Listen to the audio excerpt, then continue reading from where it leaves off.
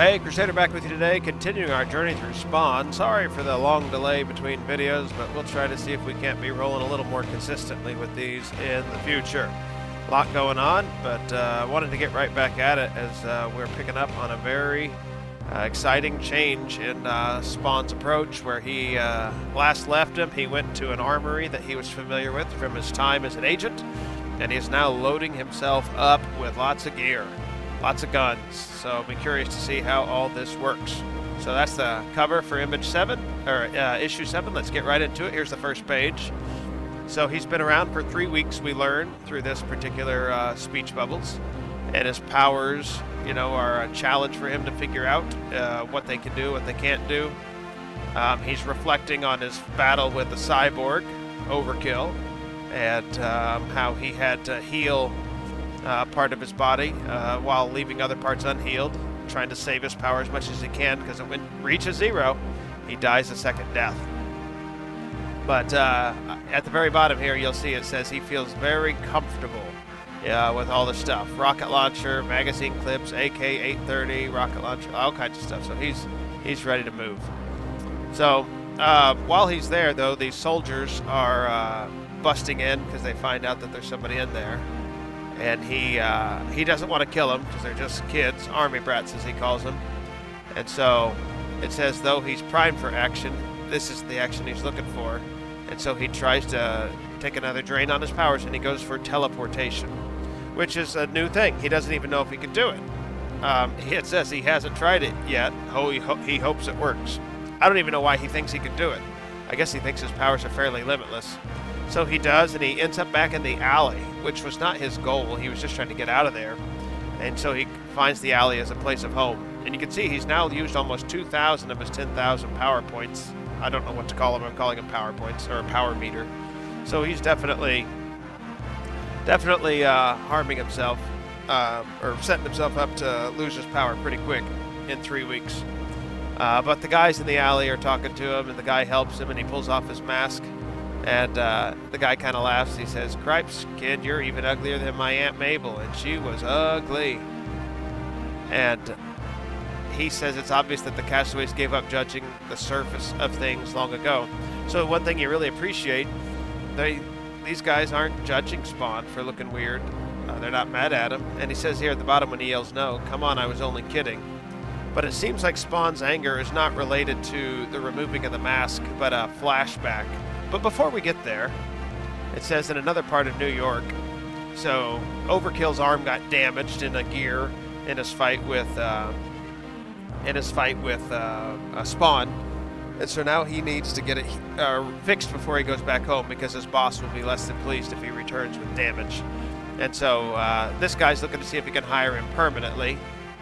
He's known as Dracula because he loves to suck the power out of everyone. So he's like, "Oh, if your boss died," which let's hope he doesn't, "I wonder what it would take to get you to work for me." So he's a mob boss. That's what he does.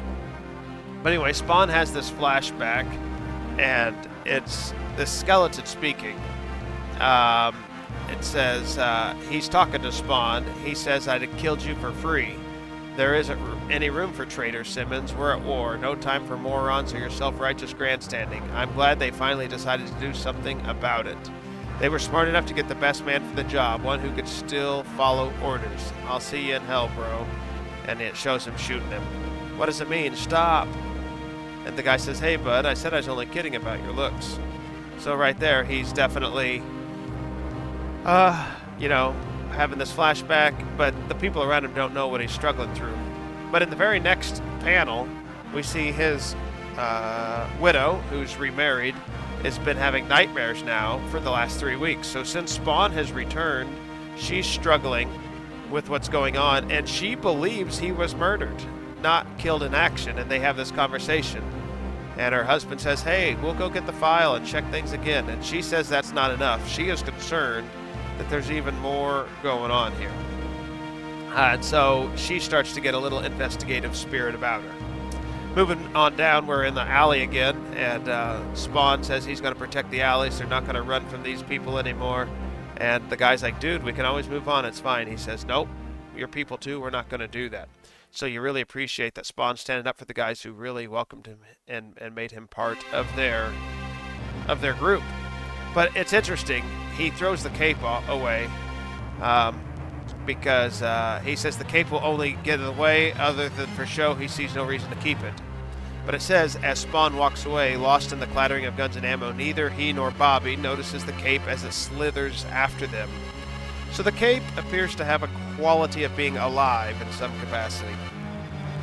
The next panel, which I'm not going to show you, is just his wife Wanda talking to like the dog pound, essentially, because that's who Simmons pretended to represent when he was coming to see her at her house a few issues ago. And she found out that that's not really what he was. That's not who that guy was. He was an imposter, and she's trying to figure out why that is the case. Well, Spawn decides he wants to have another meeting with Overkill, so he goes to the guy who hired him. Remember, he killed a couple of the mercenaries in the alleyway, and so he probably got some information about who was hiring who. And so Spawn says, I need your help, fat boy. Tell the cyborg I'll be waiting for him midnight. So anyway, he's calling him out, and they're going to have a nice big battle, and it's a great battle sequence. The graphics are phenomenal, and so they get going after each other. They're fighting, they're kicking, they're punching. And he improvises by stabbing him in the face down here with in his cyborg eye, and then Spawn says he's about had enough of him, and he takes this giant gun, puts it up against Overkill, and blasts him. I don't know what kind of gun it was, if that was the rocket launcher or what it was, but in the next panel we see it did some major damage to Overkill. Bam, bam, bam, bam, bam. Malfunction, malfunction, So he's toast at this point, and you can see it here in the next panel. Spawn says, "Who's laughing now? I fought your kind before. This is where the fun comes in." And he starts pulling them apart piece by piece. And then in the last panel, which I'm not going to show you, Spawn sets a grenade to blow him up, and he wants to get out of the alley, or out of the docks where he fought him before the police show up, because he knows he made quite a ruckus. And then our next issue begins with this cover image. So it was a really good action-packed image.